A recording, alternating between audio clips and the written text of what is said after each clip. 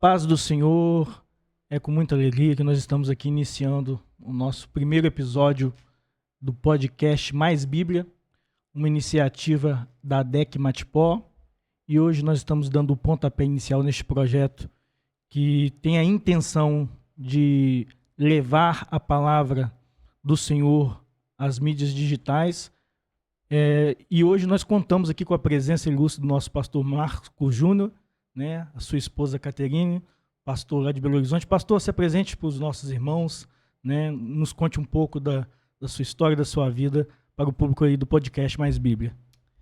Irmãos, a paz do Senhor, é uma alegria muito grande estar aqui. Eu soube que esse é o primeiro podcast, né, do projeto Mais Bíblia, é isso mesmo? Isso, primeiro. E também é a minha primeira participação em um podcast. Eu me sinto assim, lisonjeado, feliz, grato a Deus por essa oportunidade. Hoje eu estou com 31 anos de idade, comecei a caminhar com Cristo aos 6 anos de idade. No Ministério da Pregação, a primeira vez que eu preguei foi aos 9 anos de idade. Fiz a minha primeira viagem para pregar aos 12. Fui membro da Igreja Batista Getsemane em Belo Horizonte, onde eu fiz um bacharelado em Teologia. Hoje faço uma pós-graduação em Teologia Sistemática pela Fabapar. Casado com a Caterine, que está aqui do meu lado, graças a Deus. Nós servimos a Deus hoje na Igreja Assembleia de Deus, Ministério Belo Horizonte, na regional de São Marcos, igreja pastoreada pelo pastor Silas Ronaldo. E como eu disse, é uma honra estar aqui com vocês. Prazer é todo nosso, pastor. Muito feliz, né, por contar com o senhor. Irmã Caterine, se apresente também para os nossos, né, espectadores, né, a senhora que tomou aqui de última hora essa difícil tarefa, né? Pegamos ela de surpresa. Corajosa. Mas corajosa, né? Teve uns que não tiveram coragem não, né? Mas tá bom, Deus sabe de tudo. Vamos lá. Se apresente então, irmão. Paz do Senhor. Muito obrigado, tá, por ter atendido o nosso convite. A paz do Senhor a todos. A alegria é minha de estar aqui participando. Eu não esperava mesmo, não. Uma coisa que eu nunca imaginava era participar de um podcast, mas eu fico muito feliz de estar participando com vocês, do primeiro. E é uma alegria. Amém. Nós que agradecemos, né? Isso fica aí de exemplo também para a Juventude Manancial, né? Os jovens que certamente vão estar assistindo esse podcast, que eu sempre falo com eles. Na hora da batalha, não pode correr para trás, não, né? Fraquejar de maneira Pode fraquejar, não, né, pastor? Tá certo. E falando em fraquejar, hoje o nosso tema, ele é um tema que é um pouco sensível para alguns e que nessa realidade que nós estamos vivendo da igreja brasileira, parece que alguns estão se esquecendo, ou eu diria, né, finge se esquecer desse tema, mas que é preciso falar, é uma realidade, e hoje o nosso pastor vai estar aqui nos passando alguns ensinamentos acerca deste tema, e eu estou aqui como um aprendiz para absorver o que ele vai nos falar. Não. Né? Mas eu falei com ele aqui antes, que eu vou jogar lenha na fogueira, porque é um assunto realmente sensível, mas igualmente importante, né, pastor? Sim. E o tema do nosso podcast de hoje vai ser sobre a existência do inferno, sobre a realidade do inferno, né? E não somente do inferno, mas também o céu, né? E qual a consequência da existência do inferno para a vida do homem, e não somente do homem que serve a Deus, mas principalmente para aquele que não serve a Deus, né? Então, pastor, já para a gente iniciar, vamos com aquela pergunta, né? Como dizem, a pergunta de $1 milhão. O inferno existe, pastor? Existe. Eu gostaria muito de começar a minha fala falando sobre a importância desse nosso assunto. Porque num contexto como esse que nós estamos vivendo, pode parecer que falar sobre o inferno é uma coisa desnecessária, né? Existem outros assuntos mais pertinentes, alguém pode pensar. Mas, na realidade, o destino eterno da alma do homem é de importância vital. Eu estive, no ano passado, na Assembleia de Deus em Matipó, também na Semana da Palavra, e em uma das minhas pregações eu falei sobre a real divisão da humanidade. Nós temos algumas divisões sociais, mas a divisão relevante da humanidade, ela é descrita pelas Sagradas Escrituras. E não tem a ver com status social, com riqueza. A genuína divisão da humanidade não é rico e pobre, preto e branco e nem coisa parecida. A Bíblia divide a humanidade em dois povos: aqueles que foram alcançados pela graça de Cristo e aqueles que ainda estão mortos em seus pecados e em seus delitos. Então nós temos dois povos e nós temos dois caminhos e nós temos dois destinos finais possíveis. Não há nada mais importante do que isso, absolutamente. Não há nada mais importante do que o nosso destino eterno. Eu costumo dizer que, independente do quanto e como nós vamos viver, afinal das contas não importa. Se você viveu 50 anos, 30 anos, 90 anos, 100 anos, não importa se você passou a vida comendo filé ou ovo frito. O que realmente importa é onde nós vamos parar, onde nós passaremos a nossa eternidade. Então, aqui eu vejo a pertinência do nosso tema. Excelente, né, pastor? E, inclusive, essa dualidade, vamos dizer assim, né, muitos até criticam, né, a igreja por oferecer dois caminhos, duas opções, e eles dizem que se um caminho é a condenação e a outra é a salvação, então não há escolha. Há uma ameaça. O que o senhor tem a dizer para essas pessoas que fazem esse contraponto? Olha, na verdade, essa é uma percepção em desacordo com a Bíblia. O fato é que o homem é um ser perdido. O fato é que o ser humano, ele caminha sozinho para a escuridão. O que Deus nos dá é a graça de uma oportunidade de salvação. Na verdade, a escolha a ser feita é a escolha pela graça, porque nós já estamos caminhando para a escuridão. E esse é um fato. Pastor, por que o inferno existe? Vamos ver essa questão aí. Porque nós temos o caminho, né, da graça e nós temos o caminho da escuridão, como o senhor falou. O inferno ele é consequência da escolha, né, para o caminho da escuridão. Mas por que a necessidade dessa, vamos colocar assim, deste castigo para aquele que rejeita a graça de Deus? O que o senhor entende à luz das Escrituras, a necessidade do inferno existir? Olha, eu, assim, sendo sincero com o irmão, eu esperava falar desse tópico um pouco mais à frente. Então vamos pular essa pergunta, então. Então, já que o senhor vai falar lá para frente, então vamos pegar aqui uma outra questão aqui. A Bíblia nos dá certeza da existência do inferno? O que nós encontramos na Bíblia que nos dá essa segurança da existência do inferno? Exatamente. E é por isso, né, ela fala claramente sobre o inferno, e é por isso que nós estamos tratando desse assunto aqui. Nós tratamos desse assunto porque a Bíblia trata desse assunto. O inferno é uma doutrina bíblica. E só pelo fato de ser uma doutrina bíblica, uma verdade expressa pela palavra de Deus, nós precisamos anunciar. O apóstolo Paulo, quando ele exerceu o seu ministério em Éfeso, quando ele está se despedindo da igreja em Éfeso, ele diz: eu não deixei de anunciar a vocês todo o conselho de Deus. Ou seja, eu não deixei de pregar a vocês tudo o que foi me transmitido por Deus, todo o conselho de Deus. Por que eu estou destacando isso? Porque algumas pessoas pensam que falar sobre o inferno, falar sobre santidade, sobre retidão, é ser uma pessoa insensível. Se você trata desses assuntos, então você não ama. Mas, na verdade, é uma doutrina bíblica. Qual é o critério que eu uso para escolher uma pregação ou um tema para pregar, por exemplo? Primeiro critério é bíblico.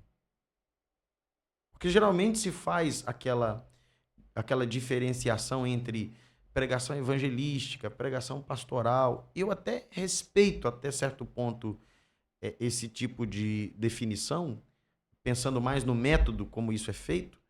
Mas na minha cabeça é muito simples. Se é bíblico, eu devo pregar.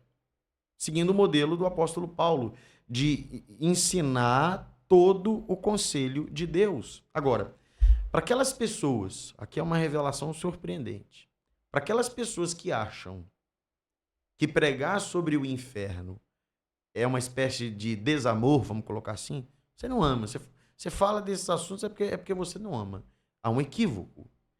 No Antigo Testamento nós temos Davi, que é chamado na própria escritura de homem segundo o coração de Deus, falando sobre o inferno. Será que Davi não conhecia sobre amor? Não é? Davi nos legou aí uma dezena de salmos que tocam o coração até de pessoas não cristãs. No Novo Testamento nós temos outras figuras. Por exemplo, Paulo, embora ele não use a palavra inferno nenhuma vez nos seus escritos, ele fala sobre a condenação eterna. E quem é Paulo? Paulo é simplesmente o homem que renunciou uma posição confortável de destaque no judaísmo do primeiro século para se tornar um missionário, um plantador de igrejas. Alguém que disse, eu trago em meu corpo as marcas de Cristo. Alguém que amou os gentios, que foi chamado de apóstolo dos gentios. Esse homem que renunciou à sua vida, esse homem que renunciou à sua posição, nos fala sobre o inferno nas Sagradas Escrituras. Mas eu ainda tenho dois nomes. João. Se você não ficar convencido de Paulo, nós temos João.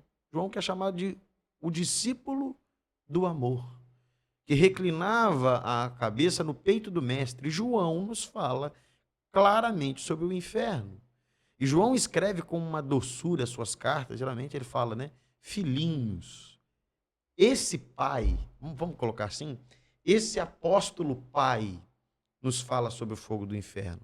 Agora, se Davi, Paulo e João não nos convencer, aí eu apelo para o próprio Cristo.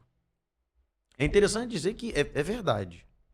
É verdade que Jesus falou mais sobre o céu do que sobre o inferno. Isso é verdadeiro. Mas também é verdade que nenhuma outra pessoa falou tanto sobre o inferno na Bíblia do que o nosso Senhor Jesus. Como é que eu vou acusar Jesus de desamor? Sendo que o propósito da sua vinda também estava linkado ao amor. Se ele é a fonte do amor, se ele é o amor, Jesus que veio à Terra para nos salvar do nosso estado pecaminoso, ele é quem mais fala sobre o inferno nas páginas da Escritura. Não é? O senhor quer fazer alguma consideração? Não, foi interessante o que o senhor falou e estava aqui pensando, né? Duas coisas que eu vejo aí da fala do senhor que a gente se questiona e eu vejo esse questionamento em algumas pessoas. Quando o senhor diz que o inferno, ele não é um ato de desamor da parte de Deus. E essa é uma acusação que principalmente os ímpios fazem, né? Não, existir um inferno provaria que Deus não é amor. Aí me remete a um trecho do livro Cristianismo Puro e Simples, né, do C.S. Lewis, que ele fala que nós temos uma concepção equivocada do que é a bondade.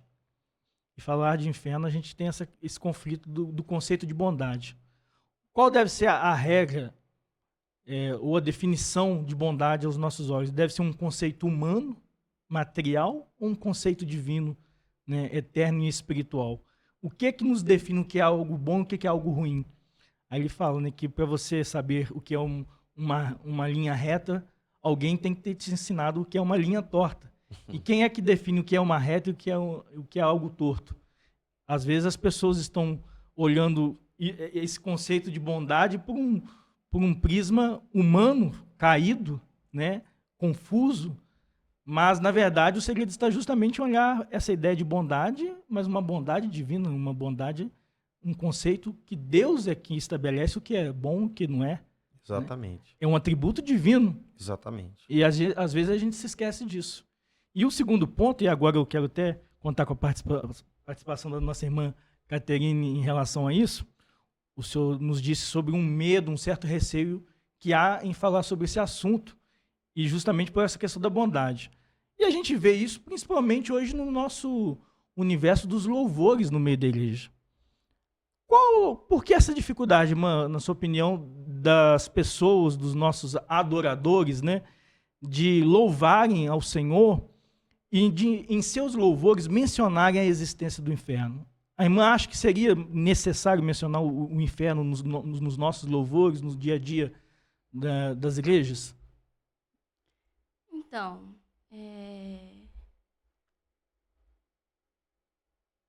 eu acho assim que tem a necessidade de se falar acerca do inferno. Mas no louvor, pode ser louvando a Deus por ter nos livrado do inferno, porque o louvor é gratidão a Deus, louvando a Deus pela sua grandeza. Sim. E a gente pode agradecer Ele por nos livrar do inferno, mas quando a gente pensa no inferno, a gente não pode também pensar assim, ficar feliz pela condenação dos outros, tipo assim, de jogar o inferno assim na cara da pessoa. Eu acho que a gente deveria louvar a Deus por nos livrar do inferno e trazer também o inferno à nossa realidade, né? A gente tem perdido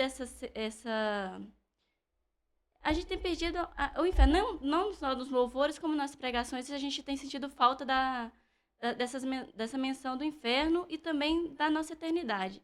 Muita gente fala sobre o arrebatamento, fala sobre a volta de Jesus, mas até quem não tem certeza da sua salvação e da sua condenação, cantam acerca da volta de Jesus, acerca do céu, sem ter pensado antes no destino eterno da sua alma, né? Então, eu acho que, assim, a gente devia pensar no destino eterno da nossa alma e agradecer a Deus por nos livrar lá. Talvez o louvor a Deus por nos ter dado uma solução, por nos ter dado um caminho. Esse era o único caminho que a gente tinha. E a gente deveria louvar a Deus por abrir mais um caminho para poder ter um destino diferente do que a gente já tinha. Se o senhor me permite, a irmã Caterine, ela faz várias considerações importantes, né? Primeiro, ela toca no assunto da música cristã, né? O que é um louvor? Não é? Eu acho que existe a música cristã e o louvor cristão. O louvor, obrigatoriamente, ele deve ser destinado a Deus. Infelizmente, hoje a gente tem pouco louvor e muita música cristã, por assim dizer, né? Eu vou melhorar, o irmão é músico, né? Vou melhorar. Música, louvor e música. Arte pela arte. É uma arte cristã, vamos colocar assim. Porque o louvor, necessariamente, ele deve estar destinado a Deus e à glória de Deus. E a gente percebe que muitas canções, elas estão voltadas para o próprio homem, não é? Eu cuido de ti, descansa em mim, pelo amor de Deus, eu não estou falando que isso é pecado, eu só não vejo um louvor propriamente dito. Louvor, para mim, tem mais a ver com grandioso és tu, grande é o Senhor, etc. Eu acho que na questão das músicas, excetuando o louvor, como ela colocou, a gente poderia, sim, retratar um pouco mais do inferno. A segunda consideração que eu faço, e a gente vai entrar nisso no final, eu acredito, é que nós não louvamos a Deus agora pela condenação dos ímpios, mas vai chegar o dia que isso vai mudar. Nós vamos tratar sobre isso no final. Agora, o irmão me falou sobre a questão da realidade do inferno. Eu acho que a gente tem que deixar isso muito claro. Eu não acho bacana a gente falar sobre o inferno. E no meu caso, como um pregador, o irmão também é um pregador, né? Um professor. Mas eu não acho interessante a gente ensinar sobre o inferno, pregar sobre o inferno com indiferença, né? Você não pode falar sobre o inferno e sorrir. Não faz muito sentido, né? Isso seria macabro da nossa parte. E as pessoas que estão nos ouvindo, elas precisam entender isso, né? Os nossos colegas não cristãos. Entender o quê? Nós não escrevemos a Bíblia. Eu não escrevi a Bíblia. A Bíblia nos foi dada por revelação. Eu falei aqui sobre pregar todo o conselho de Deus, ou seja, tudo que foi revelado. Hoje, irmão David, eu hoje, talvez isso fique mais claro no final do podcast, por que eu enfatizo hoje? Eu hoje não gostaria que o inferno fosse real, né? Eu gostaria de subscrever a doutrina do pensamento universalista. Eu gostaria. Mas fazendo isso, eu negaria a revelação.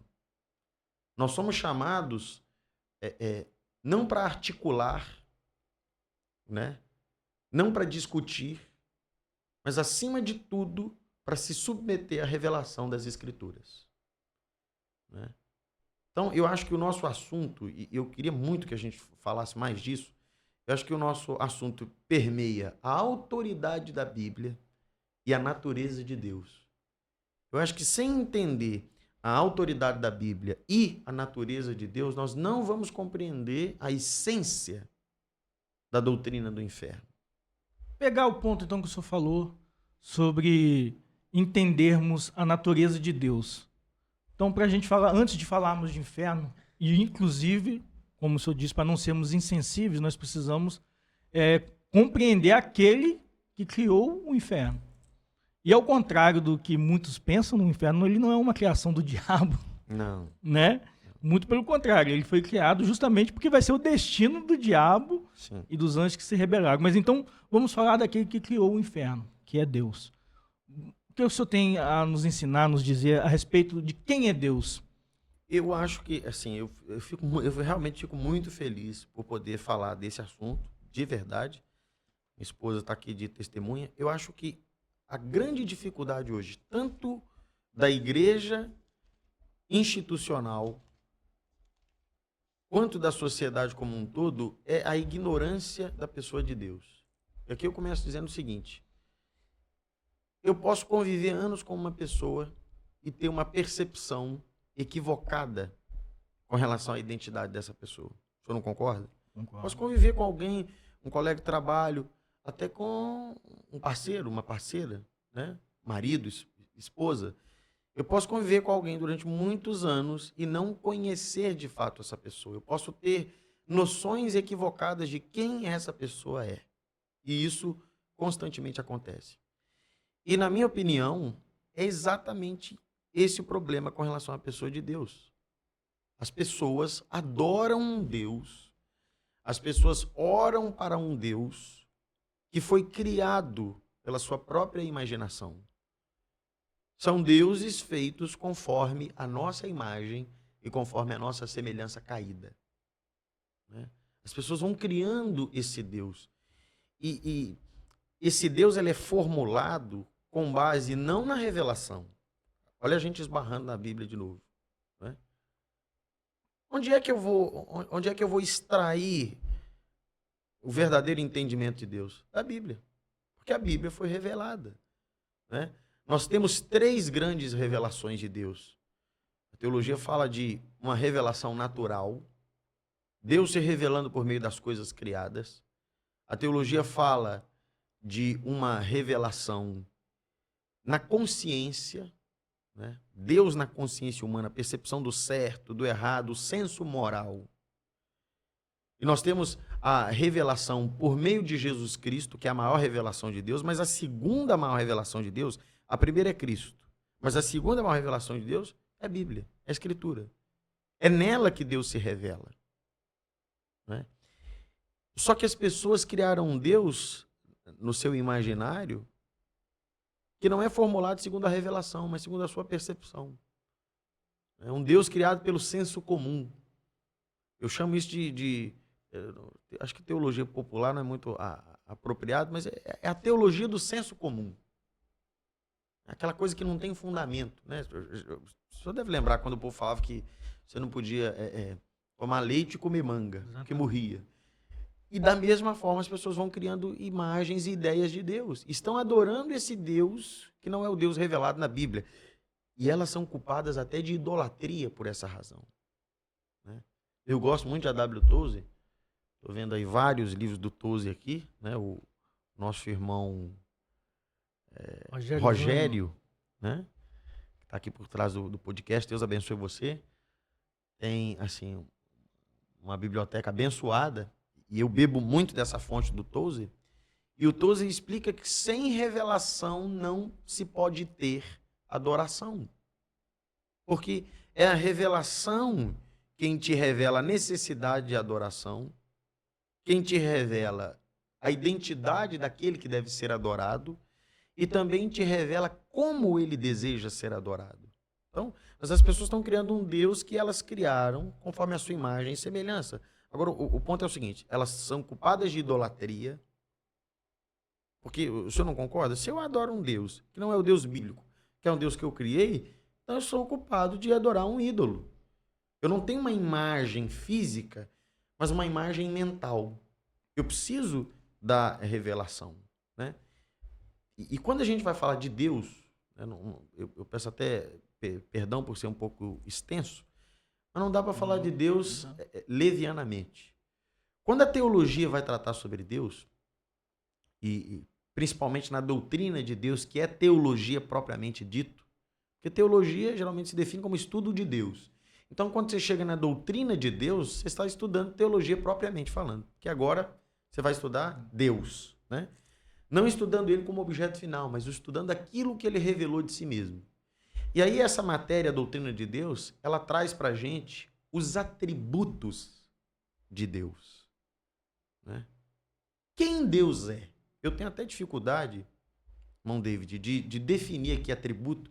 Tenho até medo de falar disso, ainda bem que não é o nosso assunto principal hoje. Mas geralmente se fala da essência de Deus, né? Eu não gosto dessas definições, tá? Das propriedades de Deus. Esses atributos de Deus, propriedades de Deus. Agora, o ponto é o seguinte. Eu não consigo ter uma visão correta de Deus. Isso é fundamental para entendermos a doutrina do inferno e qualquer outra doutrina.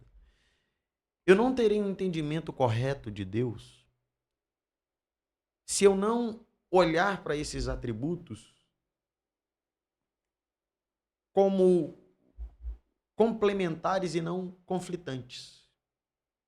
Eu não posso destacar um atributo, o que eu estou tentando dizer é, eu não posso destacar um atributo em detrimento do outro, porque senão eu crio um Deus deficiente, né? E aí eu vou destacar dois atributos que as pessoas geralmente conhecem de Deus. Deus é amor. Não é só que Deus ama. Nós estamos falando aqui das propriedades de Deus, daquilo que Deus é. Né? Se fosse possível ver o interior de Deus, eu digo isso com muito temor, amor. Né? Deus é amor, não é só que ele ama, ele é amor. E um outro atributo de Deus, que as pessoas conhecem e reconhecem, é o atributo da santidade de Deus. Deus é santo.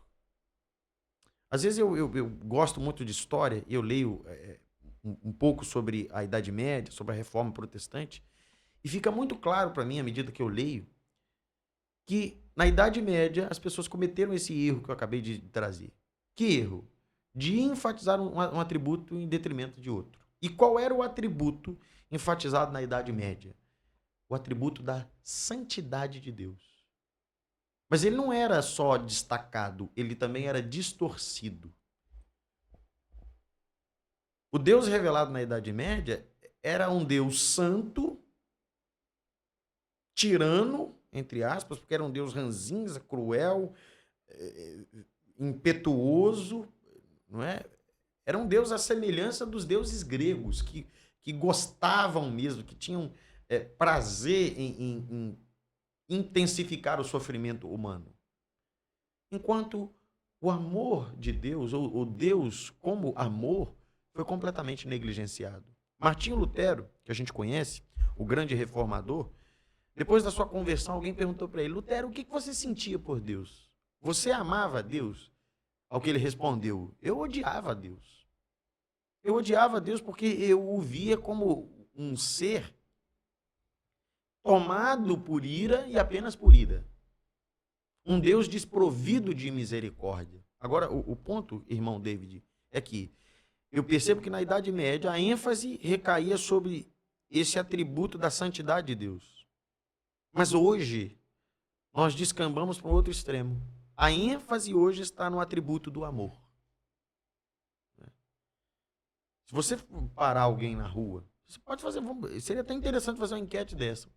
Defina Deus com uma palavra. Eu tenho certeza que a definição seria amor.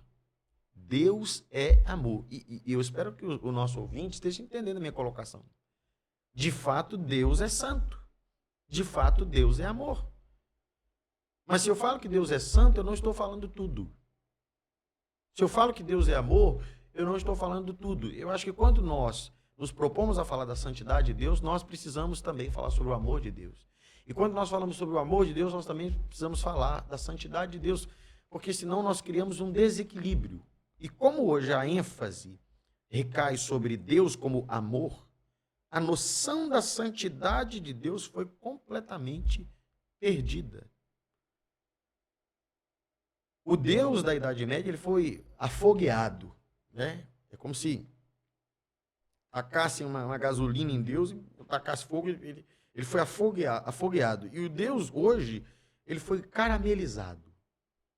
Caramelizado. Então, quando você fala de punição, quando você fala de castigo, de disciplina, de condenação, de juízo, isso não cabe no imaginário da nossa geração, porque ela criou um Deus caramelizado, um Deus adocicado, que não é o Deus das Sagradas Escrituras. Né? E a santidade ela é muito importante. A santidade é muito importante.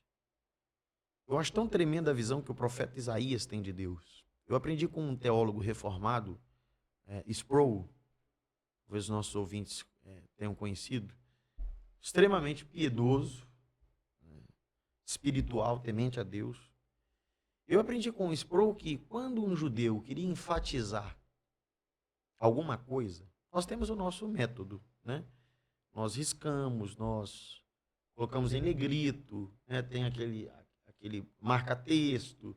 Né? Na fala, nós também temos o nosso meio de enfatizar, entonação da voz, né? Pregador pentecostal.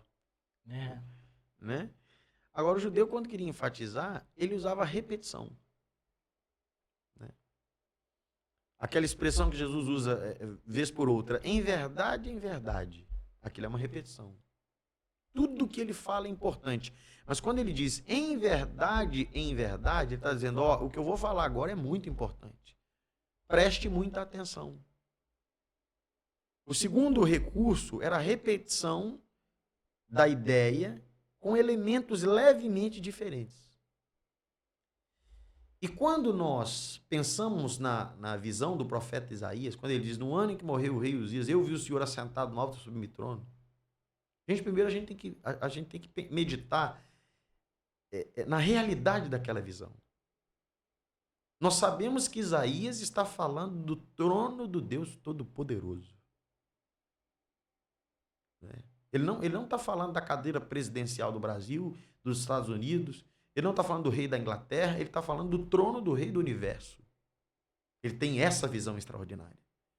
E ele diz que os serafins, né, que geralmente são traduzidos por aqueles que ardem em fogo, eles clamavam, Santo, Santo, Santo. Ontem nós estávamos falando, o senhor citou Martin Lloyd Jones, e é um reformado, eu também admiro muito Martin Lloyd Jones. E Martin Lloyd Jones, ele confiava muito na inspiração total das Escrituras. E eu também acredito. Não é? Há uma maldição para quem tirar ou acrescentar um acento nas páginas das Sagradas Escrituras. Isso tem uma razão. Não é? A inspiração é total. O Antônio Gilberto, né, agora um teólogo pentecostal, mestre assembleano, eu o ouvi falando sobre os tradutores que às vezes mudavam a tradução Jesus Cristo por Cristo Jesus. Segundo ele, tinha diferença quando a Bíblia fala Jesus Cristo e Cristo Jesus. E ele falou brabo. E o tradutor que faz essa inversão prestará contas a Deus. Então, há uma razão. Esses serafins, eles não clamam Santo, Santo. Se eles clamassem Santo, Santo, é porque a coisa já era séria. Não é? Porque aplicou-se o elemento da repetição. Mas eles não se contentam em falar Santo, Santo. Eles falam Santo, Santo, Santo. É o único atributo colocado no superlativo. O Deus das Escrituras, o Deus que se revela a Isaías, ele não é só santo. Ele não é só santo, santo. Ele é santo, santo, santo. Ele é santíssimo. E essa santidade de Deus, a percepção da santidade de Deus, ela foi perdida. E isso é grave. Porque se nós não compreendermos a santidade de Deus, nós não vamos compreender nem a salvação e nem a condenação. Só quer fazer uma consideração e a gente continua. Não, o senhor falando aí sobre esse desequilíbrio e até pegando também o que a irmã Caterine falou a respeito de que não devemos dar simplesmente ênfase na existência do inferno, mas também dar ênfase na opção do livramento que Deus nos deu. Amém. Só que o que a gente tem visto é que não há um equilíbrio, Não, né? para as pessoas o inferno nem é real. Aliás, para as pessoas o inferno nem é real e ele nem faz sentido. Não é? A doutrina do inferno ela se tornou extremamente impopular por algumas razões. Eu posso... Perfeitamente, fica à vontade, pastor. Primeira razão, uma mudança de fundamentos da modernidade para a pós-modernidade. A modernidade acreditava numa verdade absoluta e que ela podia ser alcançada pela razão. A pós-modernidade diz que não existe verdade absoluta. E aí nós já temos um problema. Porque não, tudo depende. Né? Você acredita no inferno e eu não acredito. Mas além disso, além desse ponto ligado à verdade, a pós-modernidade ela ainda acentua o sentimento. A modernidade extremamente racional, a pós-modernidade acentua o sentimento, as emoções. Né? Além de relativizar, não tem verdade, tudo depende do ponto de vista da experiência. Eu não posso negar que existem algumas coisas que realmente são relativas. Né? Nós vamos negar isso? Não. Mas algumas coisas são fundamentadas, e nós já falamos aqui uma dezena de vezes sobre revelação. Né? Então, relativismo, tolerância. Né? A palavra da pós-modernidade é respeito. E todo mundo gosta de respeito, pelo amor de Deus. Mas vamos pensar o seguinte. Todo homem ou está indo para o céu ou está indo para o inferno. O único caminho para a vida eterna é Cristo. É o Evangelho de Jesus Cristo. Esse respeito ele tem que ir até onde? Será que realmente faz sentido você respeitar um homem que joga álcool no corpo e bota fogo no corpo? Eu tenho que respeitar ou eu tenho que intervir? E até onde vai essa intervenção? Eu realmente tenho que respeitar à beira da negligência o pecador que está caminhando para a escuridão eterna, um lugar onde não há a porta de saída e nem esperança. Daqui a pouco nós vamos falar sobre os tormentos do inferno, a realidade do inferno. Nós vamos respeitar até que ponto essa pessoa. Essa é uma marca da pós-modernidade. Respeito absoluto. Se quiser se matar, se mata. Se quiser se drogar, se droga. Mas esse não é o respeito que a Bíblia propõe. E ninguém pode acusar a Bíblia de desrespeito. Né? Acho que eu estou falando com alguém aqui do direito, e eu aprendi que uma das bases da noção do direito humano vem das Escrituras. Vem do imago Dei. Todo homem foi criado à imagem e à semelhança de Deus. Há uma dignidade intrínseca no homem. Né? Por que o ladrão, né? A gente gosta de chamar de sem vergonha, por que o ladrão, por que o assassino, ele precisa ser tratado com dignidade? Porque mesmo esse indivíduo é portador da imagem e semelhança de Deus. Então, você não pode acusar a Bíblia de desrespeito, desumanidade. Não, de maneira alguma. Agora, eu enfatizo a questão do sentimento. A questão do sentimento. Como a pós-modernidade também é marcada por uma supervalorização do sentimento, não faz muito sentido você pensar em alguém queimando eternamente e o Deus amoroso enviando essas pessoas para o inferno. Isso parece desamor, né? A princípio. Isso fere o sentimento da pessoa. E eu vejo que, eu sou muito sincero, como eu não estou pregando, nós estamos conversando. Sim, conversa, né? Eu preciso falar eu não sei se o irmão conhece isso, acho que minha esposa já ouviu alguma coisa a respeito. Mas nesse ponto nós temos um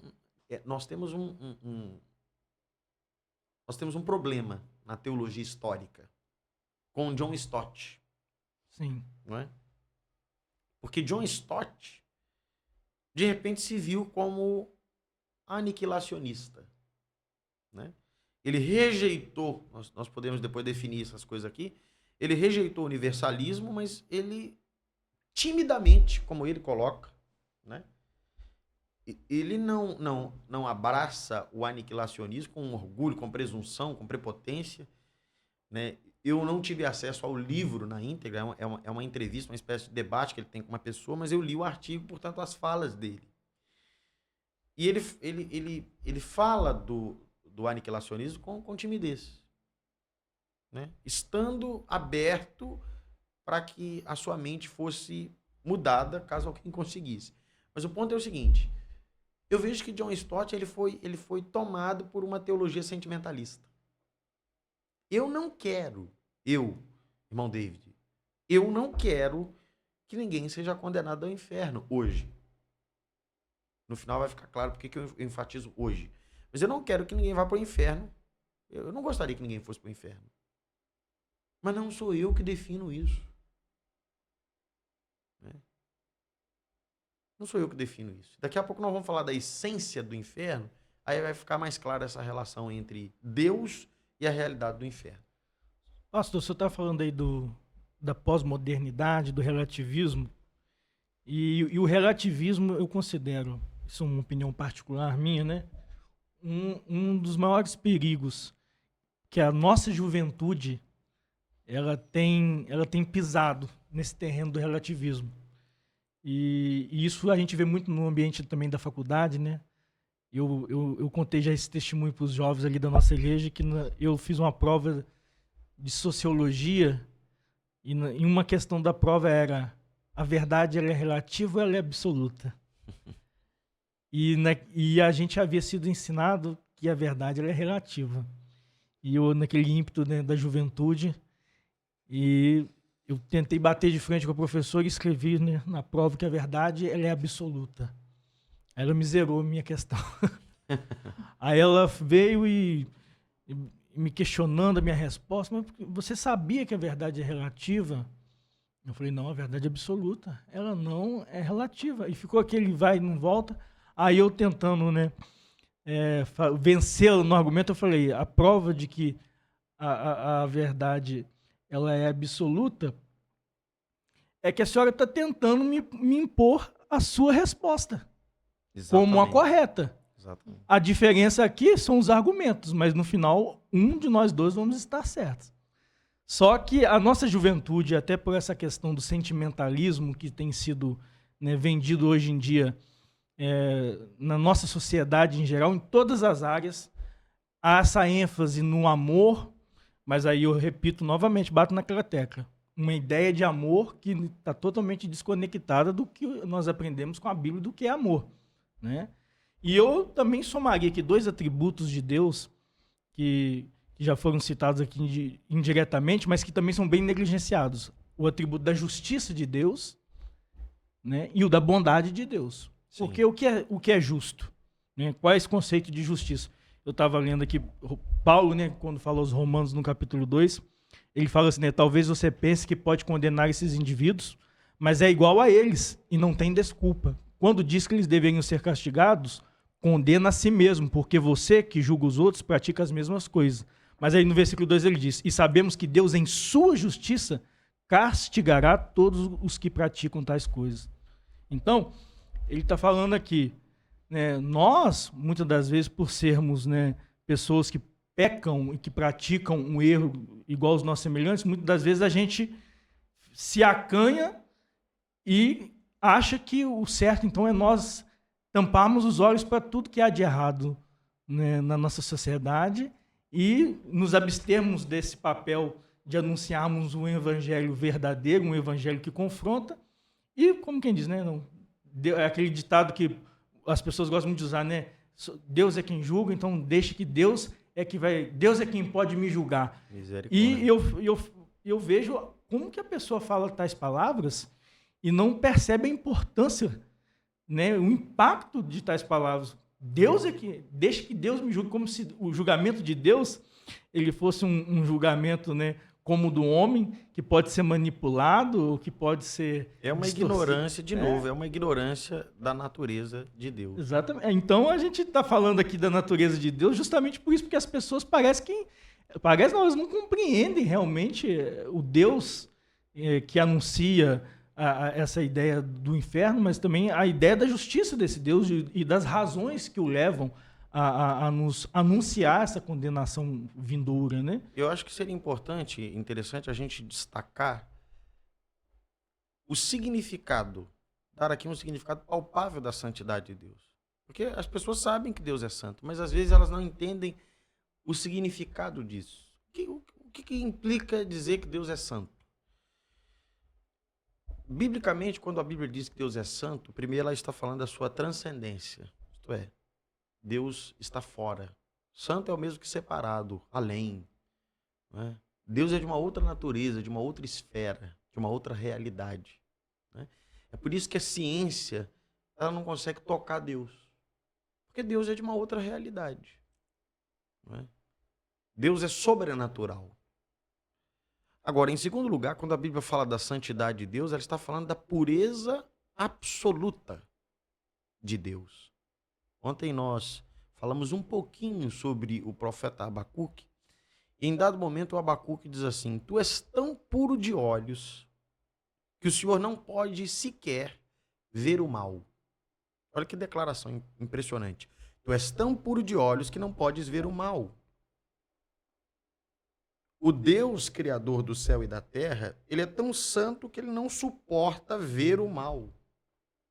Às vezes eu fico pensando nisso, nós nos sentimos mal com algumas notícias que nós recebemos. Às vezes nós ficamos irados, ou não? Sim. Né? Nós somos tomados de um senso de justiça assustador. E às vezes, se nós pudéssemos fazer justiça com as próprias mãos, nós faríamos. Eu não estou dizendo que nós vamos fazer, pelo amor de Deus. Mas nós somos tomados de um ímpeto de justiça. Não é? E nós somos tomados por esse tipo de sentimento, embora nós também façamos parte do problema. Porque o mal também reside em nós. Então, são pecadores que se irritam com o pecado. Agora, se nós nos irritamos com o pouco pecado, vamos colocar assim, porque o que nós vemos é o que está na superfície. O que está lá nas profundezas do viver, nas recâmaras, nos recônditos, nós não sabemos. Nos escritórios, nas salas, né, nos gabinetes, a gente não tem noção disso. Nós nos irritamos. Mas pensemos na ira justa e santa de Deus, a olhar para toda a terra, conhecer tudo e todos, e ver todo e qualquer pecado. Né? Os nossos ouvintes precisam entender que o pecado é uma ofensa a Deus. A gente até deu uma pincelada sobre a ira de Deus, né? Sim. Tem gente que não entende. Né? Como assim ira de Deus? Se Deus não é amor, então como é que ele se ira? Né? Parece que há um conflito entre a ira de Deus e a santidade de Deus, e o amor de Deus, aliás. Mas, na verdade, é um entendimento errôneo. A ira de Deus, ela está ligada à santidade, ela está ligada à justiça, mas ela também está linkada ao amor, à bondade de Deus e à pureza de Deus. Deus é tão santo, é tão perfeito, é tão bondoso, que ele se ira contra o mal justamente porque é bom. Deus não se ira porque é mal. Ele se ira porque é extremamente bom e, como bondoso que é, ele odeia tudo que é mal. A ira de Deus é contra o mal porque ele é essencialmente bom. Não é isso? Sim.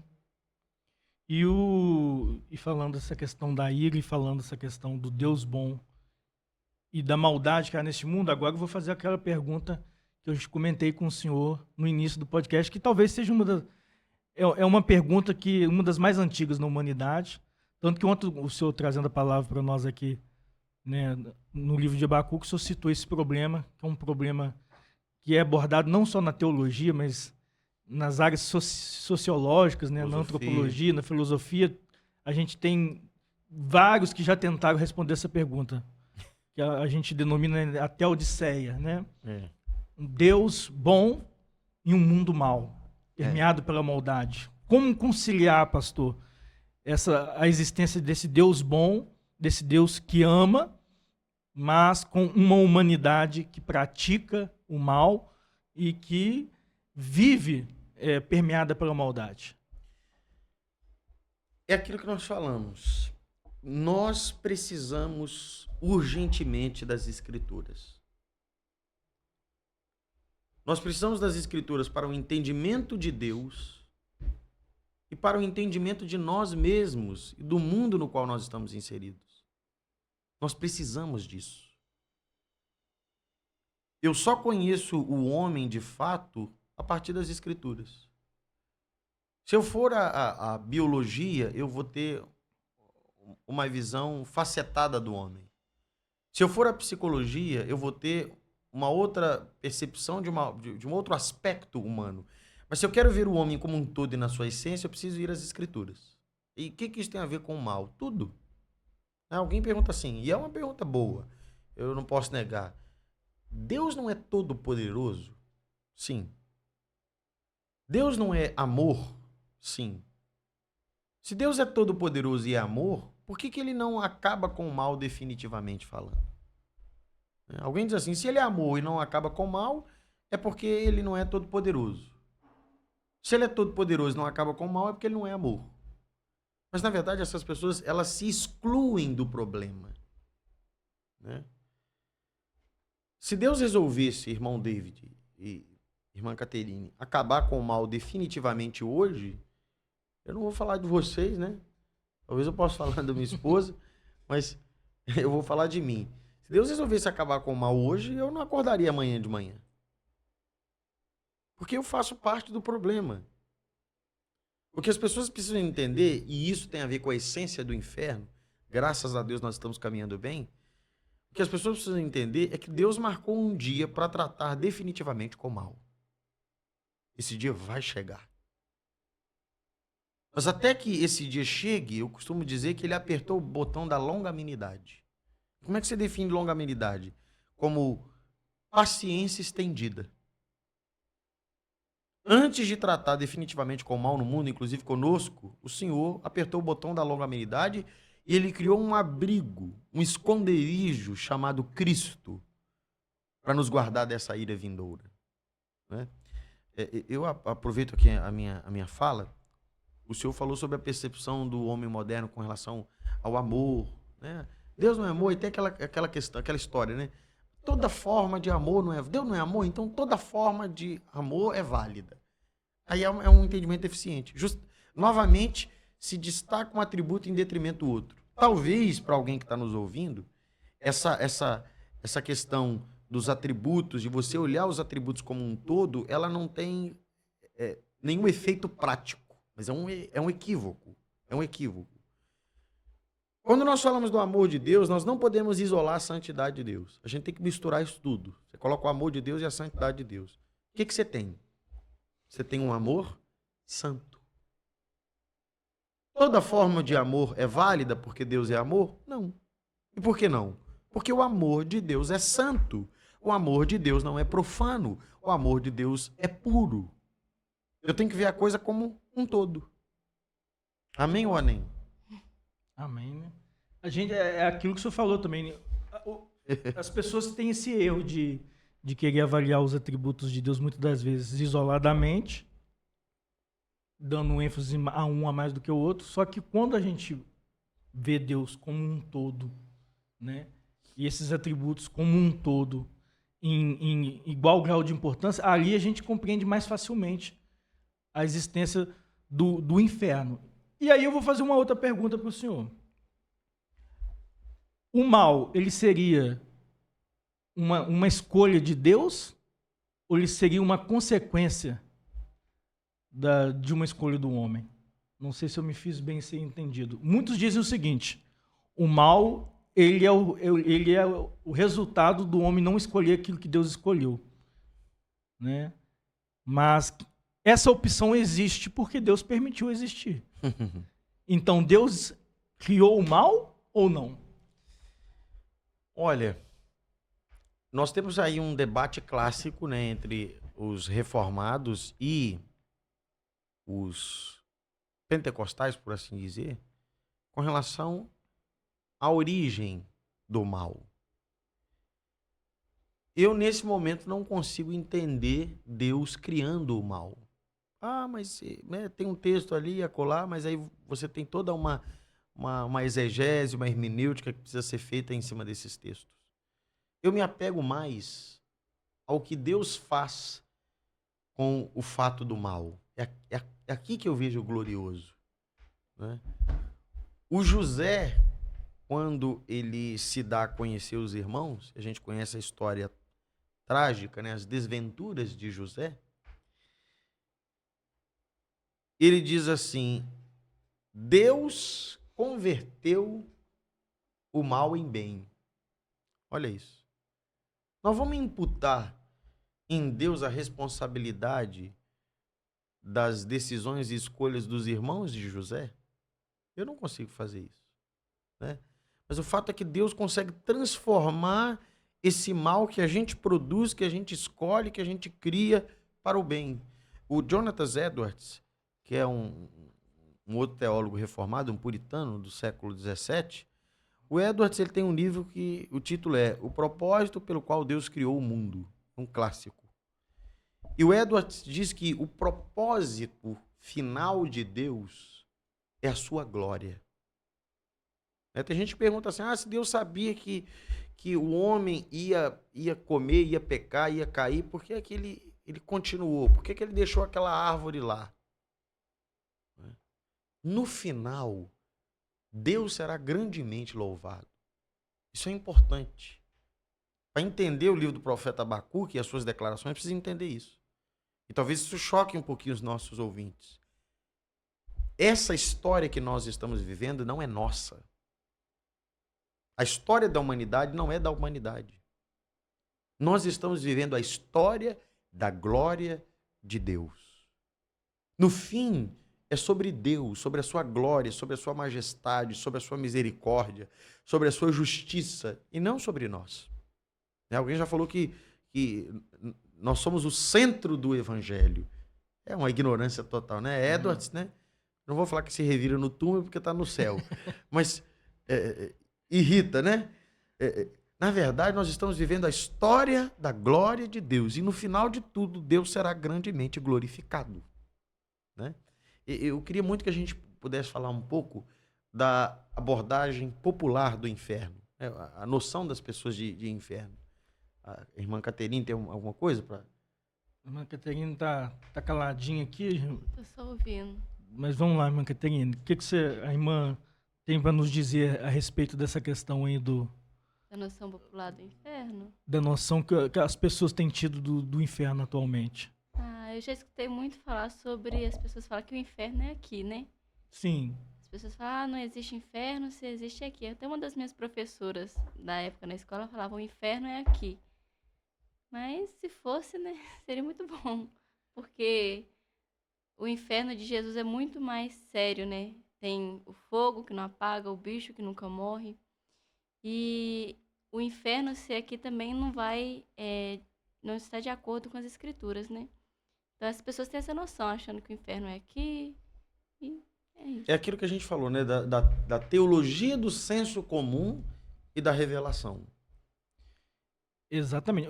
Inclusive, né, pastor, ontem mostrei para o senhor a pesquisa que eu estava lendo esses dias sobre as nações e a porcentagem da população que acredita no inferno.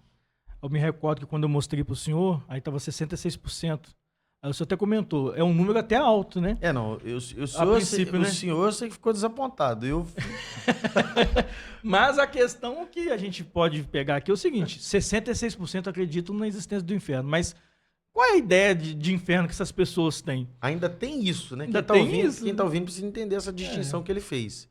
Você tem 66% dos brasileiros afirmaram que acreditam na existência do inferno. É um pouco mais da metade. Aí ele levanta uma segunda questão, que é que noção de inferno é essa? Que essas pessoas possuem, né? Porque hoje em dia a gente tem visto pessoas que falam, o inferno é aqui. O inferno é a gente ver a fome, o inferno é a gente ver, né, o pobre, a gente vê a maldade do ser humano. Esses dias mesmo eu estava vendo uma pessoa na televisão e falando que para ela amor é o pobre ser alimentado, Deus para ela é a pessoa ter o que vestir. Então, um homem ele tem essa mania de materializar muitas coisas, né? Ele olha tudo com um enfoque terreno. É. Mas a Bíblia nos direciona que o nosso enfoque deve ser a eternidade. Uhum. Seria essa a maior dificuldade de nós entendermos a essência do inferno? Um olhar muito focado aqui nessa vida terrena e se esquecendo que a vida nossa, na verdade, ela tem que ter um foco eterno. De novo, nós esbarramos na questão das escrituras, né? Os saduceus, eles não acreditavam na ressurreição, né? E um dia eles formularam uma pergunta para Jesus, e tem hora que eu fico pensando assim, no entusiasmo deles ao fazer aquela pergunta para Jesus. Tipo assim, nós pegamos ele agora, né? Mas ao fim, Jesus responde assim: errais por não conhecer as escrituras e nem o poder de Deus. O que os saduceus estavam fazendo ali, na verdade, era aplicar o que o Senhor falou, uma percepção extremamente terrena àquilo que é espiritual. Quando eu falo aqui espiritual, eu não estou falando menos verdadeiro, menos real. Isso precisa ficar claro, né? Porque para algumas pessoas o que é espiritual é menos real. Não é isso. Quando eu falo espiritual é porque eu falo de uma outra natureza, mas que também compete à realidade.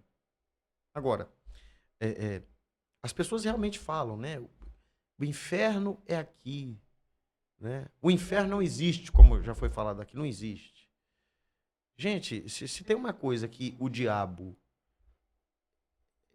se satisfaz, é quando desacreditam na sua existência e quando desacreditam na existência do inferno, né?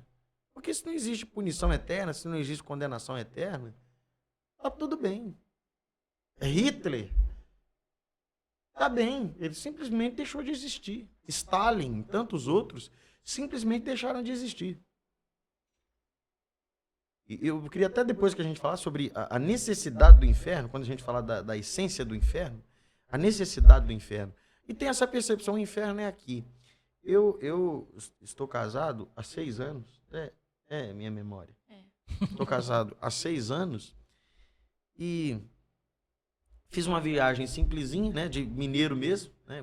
Diz que mineiro, quando vai viajar, ou é Guarapari, ou é qual outro mesmo? Agora, Arraial do Cabo, Cabo Frio, né? O pessoal tem Cabo Frio, é esse. Então eu viajei, fui para Guarapari, graças a Deus. Deus seja louvado por isso. Mas aí, 5 anos, né? 5 anos, nós fomos para Gramado, era um sonho. A minha esposa, ela conheceu aí o maravilhoso Mundo das Milhas, e a gente foi parar lá em Gramado. Gente, Gramado para mim é um shopping center cidade, né? Dizem que existe toda uma psicologia, sua esposa parece que é psicóloga. Dizem que existe toda uma psicologia em torno da noção do shopping, né? É um lugar fechado, você não vê o céu, pode chover, pode fazer sol. Você tá ali num quadrado, né? Confortável, tem o ar, né? O cheiro, né? Tudo ali promove o consumo, né? Para mim, Gramado é isso. É uma cidade linda, ela é minimamente planejada, né? Eu cheguei naquele hotel, eu fiquei até com medo de ter alguma coisa errada. Falei, gente, devem ter cometido um engano. Será que é aqui mesmo, meu amor? Porque aquele hotel de filme, sabe, de Hollywood, esqueceram de mim, né? Com roupão, lareira. Falei, gente, não é possível. E a gente ficou lá. E o que isso tem a ver com o inferno? Tudo. Gente, como é que vai ter Gramado no inferno? Que inferno é esse que você tem viagem, você tem praia, você tem sorvete, você tem açaí, você tem até culto no inferno? Não faz sentido o inferno ser aqui, né? E de novo entra em conflito a revelação com a percepção pessoal das pessoas. Pastor, vou fazer uma pergunta aqui agora, também um pouco polêmica. Misericórdia. Mas vamos lá. O senhor falando aqui me remeteu também à memória. Alguns anos atrás, eu vivia num círculo, né, em determinada localidade ali, e estava na moda um livro que havia sido lançado recentemente. Talvez o senhor vai me complicar. O senhor vai se recordar desse livro? Não, é tranquilo. O nome do livro A divina revelação do inferno. Isso provocou, eu me recordo na época, uma série de... E as pessoas faziam vídeos e pregações, e iniciou-se uma corrida de pessoas para querem definir o inferno, e eu costumo dizer que cada um criou um inferno à sua imagem e semelhança, né, conforme as suas conveniências e vontades, né? Sendo que, como já foi dito aqui desde o início, a nossa fonte deve ser sempre a bíblica, para a gente entender é a fonte segura. Né, a fonte segura. Aí a minha pergunta é o seguinte: seria hoje essa ideia errônea de inferno, um dos maiores culpados seria a própria igreja, de não ter orientado adequadamente, né, na formação, principalmente dos nossos irmãos aí, desde lá do início, né, do discipulado, essa questão do inferno, do que é o inferno e da importância de entender o que é o inferno? Então, eu não posso negar que essa é uma das razões que eu rejeito o convite para muitos podcasts. Vou ser sincero. Por que eu rejeito muitos convites? Porque eu sou extremamente sincero. Então, se você fizer certo tipo de pergunta, eu vou ter que responder sinceramente ou me abster, né? E eu sou muito sincero. Quando a gente fala de literatura, graças a Deus lá em casa nós gostamos de livros, eu gasto mais dinheiro com livros do que com qualquer outra coisa, com roupa, né? As minhas roupas são doadas, né? Eu tô aqui, por exemplo, com uma blusa de frio de Governador Valadares e um relógio de Cariacica, no Espírito Santo, alguma coisa assim. Então, o meu dinheiro eu invisto em livros. E, às vezes, a gente está conversando sobre literatura, né? Lembro até da conversa de ontem aqui um pouquinho. Tá vendo? Me complica, mas vamos lá. Só fica à vontade, porque... geralmente, a gente está conversando sobre livros, aí as pessoas, não, eu também gosto de ler, né? E eu falo aí os meus melhores, elas falam os dela, né? O senhor já leu Libertando os Cativos? Aí eu fico assim até meio desconfortável na hora, né? Porque você está falando de A Vida Crucificada de Tozer, né? Ou O Diário de David Brainerd. Aí a pessoa vem falar de Libertando os Cativos, né? Bom Dia Espírito Santo, do tio Benny, né? Ou A Divina Revelação do Inferno, né? Você vê que assim, o povo lê pouco e lê ruim ainda. Eu falo isso sem presunção, mas é uma perda de tempo, né? São literaturas folclóricas. Aqui eu vou confessar um pecado. Oportunidade de ouro aí pro pessoal, né? Se o meu pastor quiser me disciplinar também, eu aceito. Mas eu li e gostei do livro de Daniel Mastral. Ele tem 2 volumes, Filho do Fogo, né? Mas entendendo aquilo, eu li só uma vez. Entendendo aquilo como uma ficção, não é? Mas as pessoas misturam essas coisas, né? E aí, como o senhor falou, vão criando um inferno próprio, né? Se divorciando da revelação da palavra de Deus. É como Paulo deu muita ênfase, né, pastor? Chegaria um dia que as pessoas elas não se contentariam com aquilo que está nas Escrituras. Então, elas sempre têm essa necessidade, essa ânsia de acrescentar algo, de tornar tudo algo muito fantasioso. E talvez, né, a razão hoje que mais leva pessoas ao inferno seria justamente a falsa ideia do que é o inferno. Exatamente. Assim, eu lembro acho que o irmão deve conhecer, William Bolt, o fundador do Exército da Salvação. Sim. Teve um impacto tremendo na Inglaterra, né, e também nos Estados Unidos, no mundo, né, aliás. E dizem que William Bolt teve um vislumbre do inferno, né? Isto é, Deus o permitiu. O que é um vislumbre? É um milésimo de segundo, né? Eu realmente não consigo entender. Eu acho, irmão David, que se nós fôssemos ao inferno, como essas pessoas dizem que foram, ou era hospício ou era arrebatamento. Porque não faz sentido. Faz sentido. Imagine você contemplar o tormento eterno. Eu acredito na experiência de William Bolt. Não é porque é William Bolt, mas pelo que ele fez. O cara trabalhou incansavelmente. Depois de, segundo alguns, supostamente ter esse vislumbre do inferno. Tem uma pergunta aqui capciosa, mas eu vou deixar mais pro final, pra gente... Me livra, Jesus. Pra gente esticar aqui o nosso tema. Vamos lá então, pastor. O que é o inferno? Qual a essência do inferno? Ok. Chegamos a esse ponto importante, né? Nós já estamos cercando esse tópico desde o início. Precisamos entender a natureza de Deus. Deus é santo. E uma coisa que as pessoas não sabem é que Deus, sendo santo, ele não pode simplesmente perdoar o homem. Não faz sentido. Deus não pode simplesmente dizer, eu te perdoo, pecador. Por que não? Porque isso seria uma contradição à sua santidade e à sua justiça.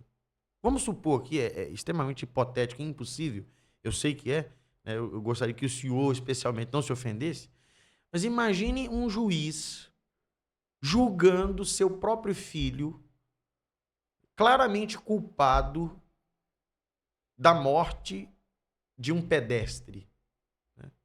Esse filho dirige embriagado, mata alguém, hipoteticamente, o juiz é o próprio pai. Imagine que esse pai absolva o filho. Não, meu filho, eu perdoo e absolvo você. Isso seria justo? Não. Isso não seria justo. Isso seria conveniência. Deus não pode simplesmente dizer eu perdoo o ser humano, porque isso contraria a sua santidade, a sua justiça. Então, um caminho legal para o arrependimento precisou ser aberto.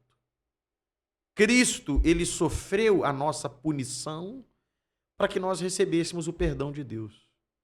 Então, Deus não ignorou o nosso pecado. Deus não ignorou a nossa transgressão. O nosso pecado foi punido em Jesus. Né? O Indaapa trata sobre isso. Como é que é a estrofe? Meu pecado... Levou. Não é esse, foi na cruz. Uma estrofe dessa canção fala sobre o pecado imputado.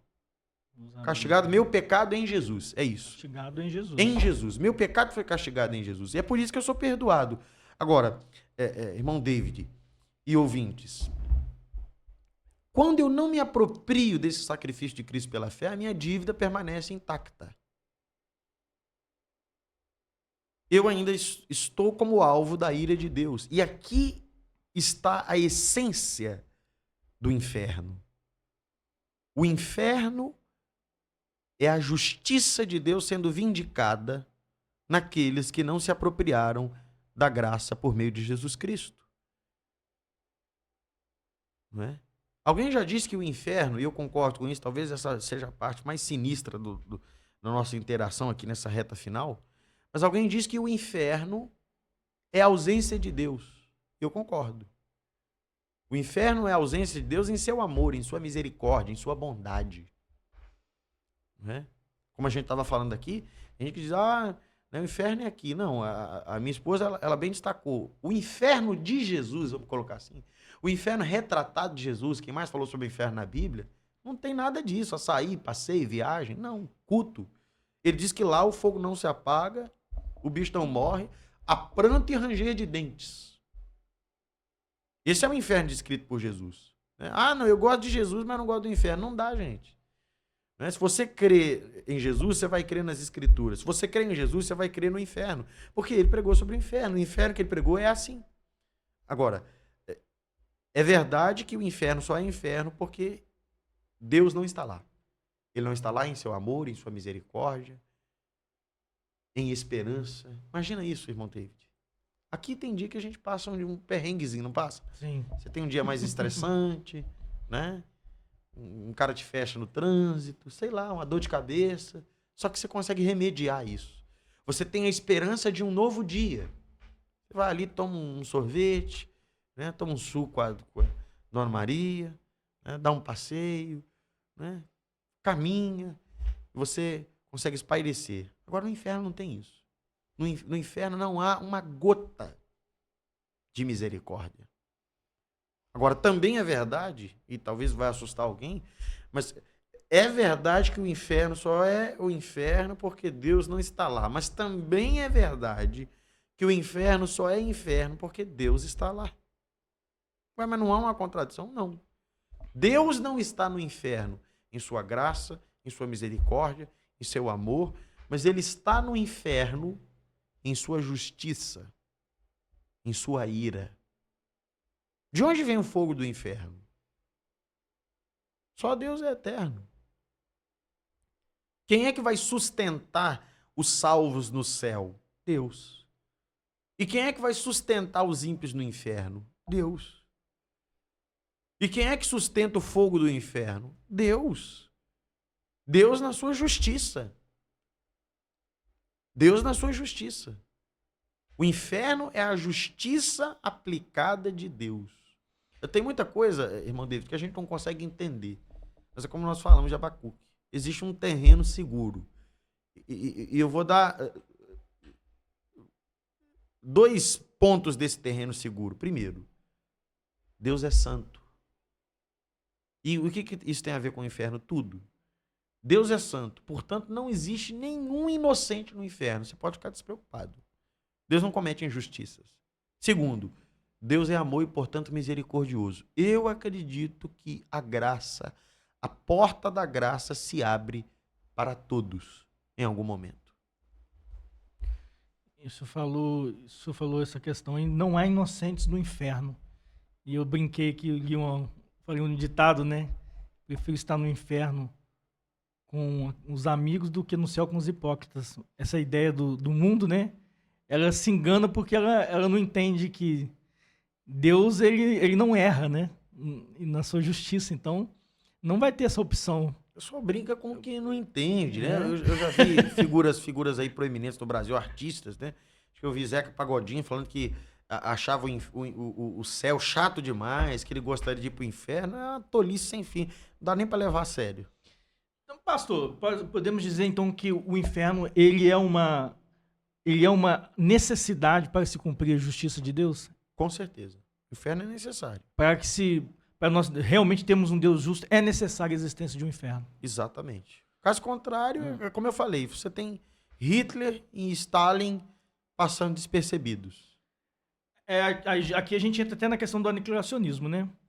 Porque É um bom tópico. Como pensar numa ideia de justiça de Deus, quando a gente pensa, vamos pensar que nos exemplos que o senhor citou, vamos pegar um homem tão terrível quanto Hitler, toda a maldade, tudo aquilo que ele fez, e a ideia dessas pessoas de punição simplesmente não existir, né?